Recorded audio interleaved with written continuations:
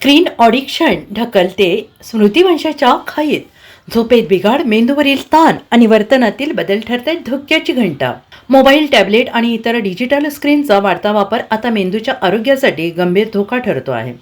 सतत स्क्रोलिंगच्या लागलेल्या सवयीमुळे स्मृतिभ्रंश यांच्यासारख्या आजारांचा धोका वाढतो आहे.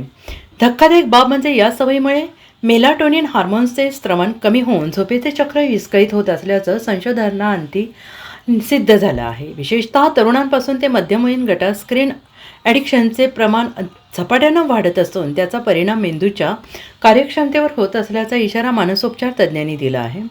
झोपेचा अभाव हा स्मरणशक्ती सुदृढ ठेवण्यासाठी अत्यंत महत्त्वाचा घटक असल्याने सतत झोपेची कमतरता मेंदूतील स्मृती साठवण्याची प्रक्रिया कमकुवत करते आणि यामुळे लक्ष केंद्रित करण्यात अडचणी येतात. विस्मरण वाढते, संज्ञानात्मक क्षमता हळूहळू घटते. सततच्या डिजिटल उत्तेजनामुळे मेंदूतील डोपामिन सिस्टीम अतिसक्रिय होते. व्यसनाधीनतेसारखी प्रक्रिया निर्माण होते. त्यामुळे व्यक्तीची निर्णय क्षमता, लक्ष आणि भावनिक संतुलन, आहार यावर परिणाम होऊ शकतो.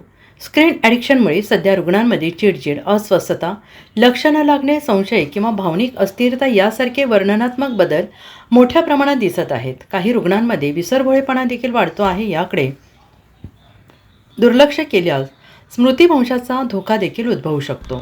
Bureau report, SBN Marathi, Mumbai.